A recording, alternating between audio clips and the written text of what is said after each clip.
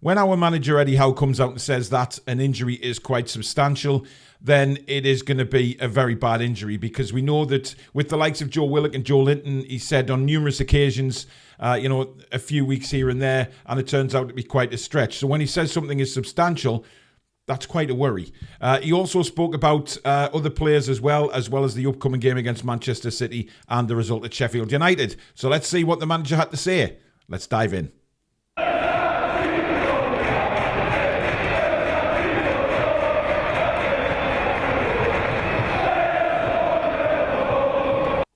Hi everybody, and welcome back to the Toon Review YouTube channel. My name's Paul, and thank you very much for tuning into the show today.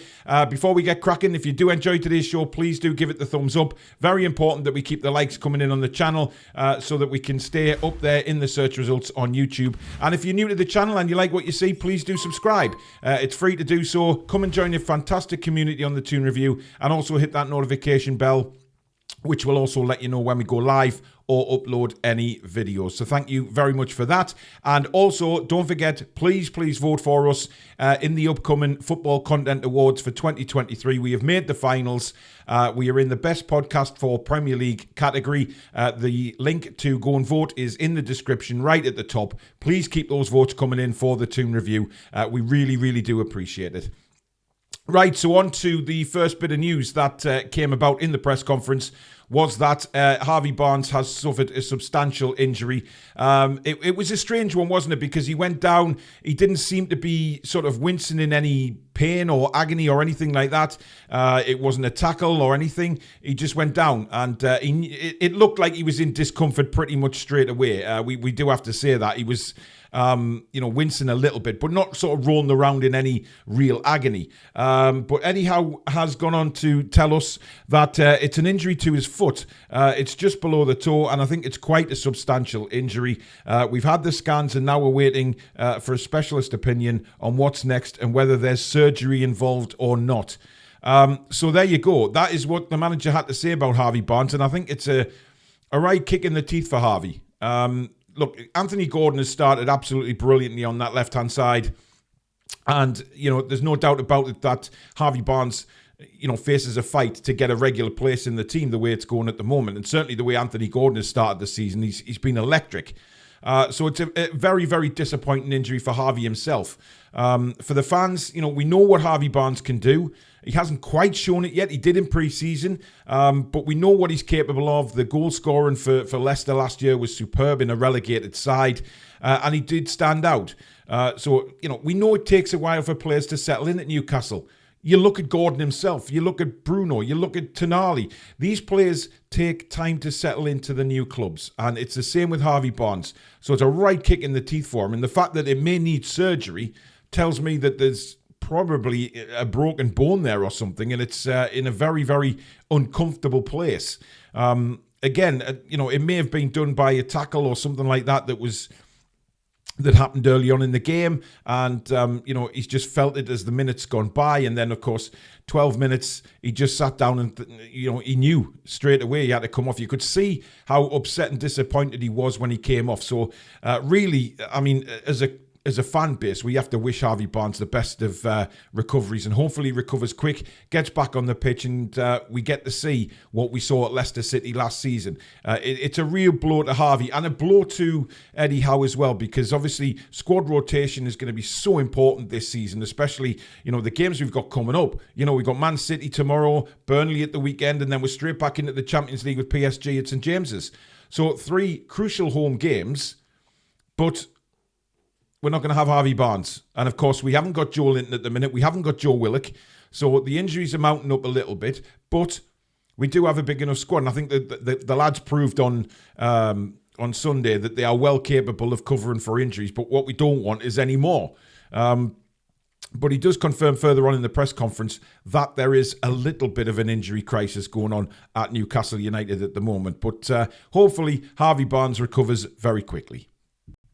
Now, of course, Pep Guardiola has already turned around and said that he is going to make quite a few changes to his Manchester City side for the game tomorrow night at St James's Park, which of course you can listen to the commentary live on the watch along here on the Toon Review. We'll kick off for that one about 7:30. I think it's a 7:45 kickoff, but just keep your eye open on your notifications for the time that we start the show.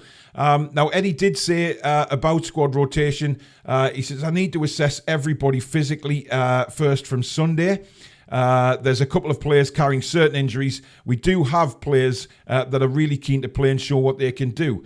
We will have to utilise the squad, especially with what we have coming up next week. So as expected, we do expect Eddie to make some changes. However, I really do think that it will still be a very, very strong side that he puts out against Manchester City. From the way Pep's been talking, he's going to put a very, very much weakened team out. But whether he's just saying that to bamboozle Eddie or give us false belief or whatever. But we know that Manchester City have an incredibly strong squad, and they will, whatever squad or team they put out on that pitch tomorrow will still be capable of winning the game. But so will ours. We've got players waiting to come in. You look at the likes of Livramento, you look at Howe. They should start the game tomorrow. I would expect them to. Jamal Lascelles may come in. Midfield's going to be very interesting for me. Does he start Lewis Miley, give him some experience? I think that would be a good idea, personally, to start Lewis Miley. But we don't have many midfielders fit, and that is the problem. And I think that's what Eddie's alluding to there. But, we do have certain injuries, players carrying knocks and things like that. And let's be honest here, there is bigger fish to fry for Newcastle United this season. Despite the fact we had a tremendous Carabao Cup last year, the trip to Wembley was magnificent. It was living the memory for a long time. But we want to be back there. But whether Eddie sees the Carabao Cup as one of those routes to Wembley, he's got to prioritise here. And I don't think the Carabao Cup is very high in his priorities. But he will still go out to win a game. We know what Eddie Howe's like. He likes to win every game, and he'll have the same attitude tomorrow. There's no doubt about it. But we will see a lot of changes.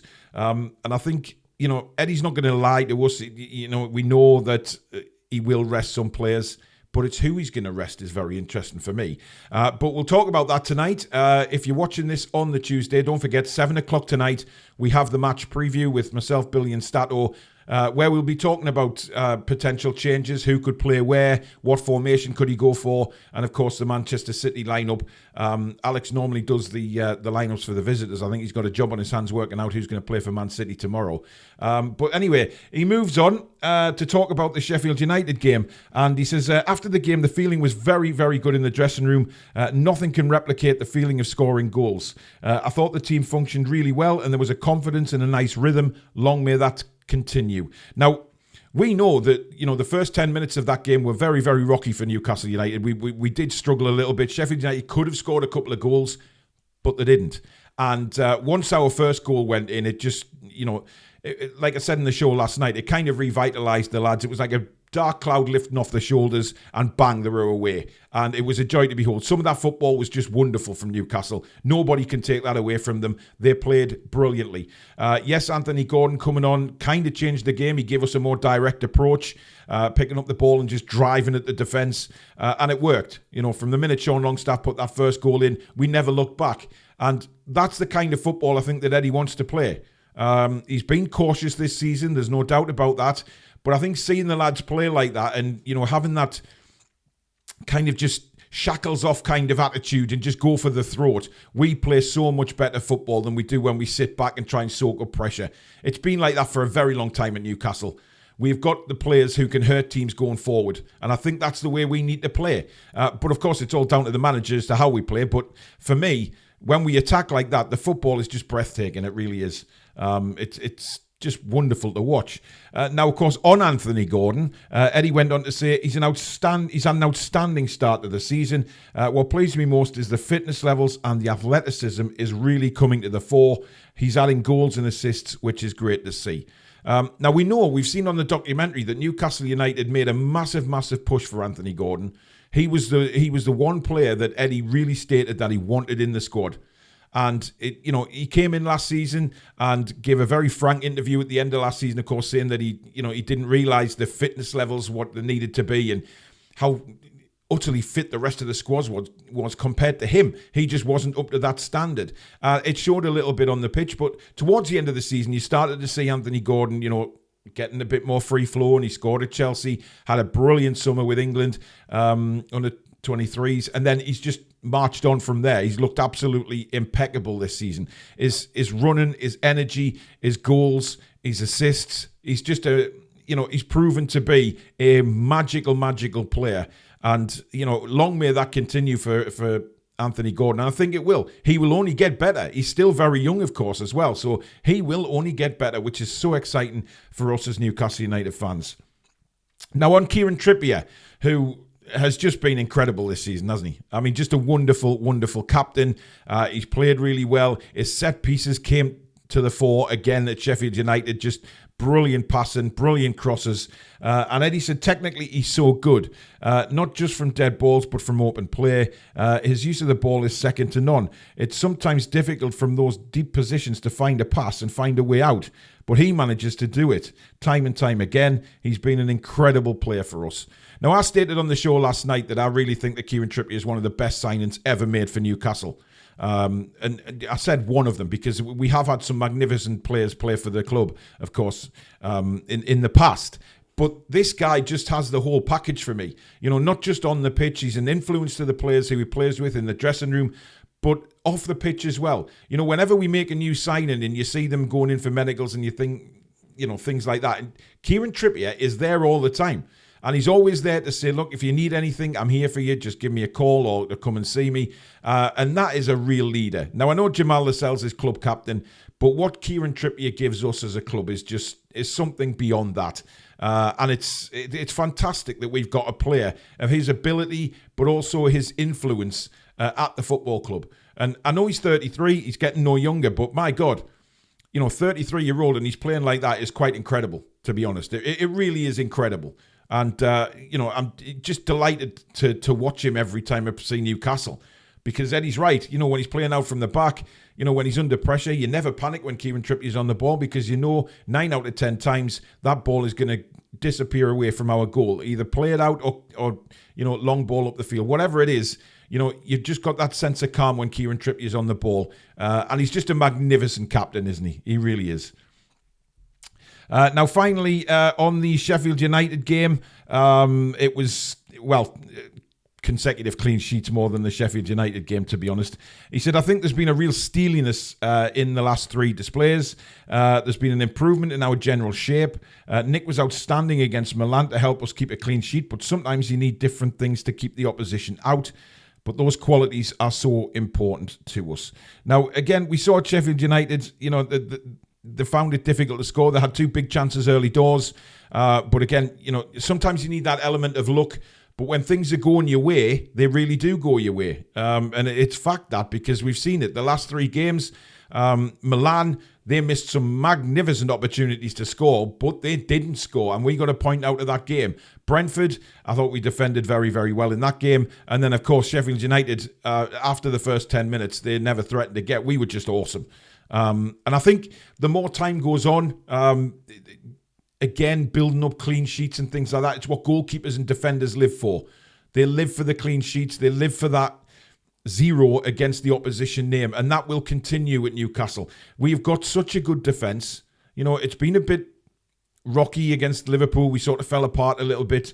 But by the by, we've been really good defensively this season. And you know what? We might not have played the brilliant football that we all expected early doors, but we defended pretty well.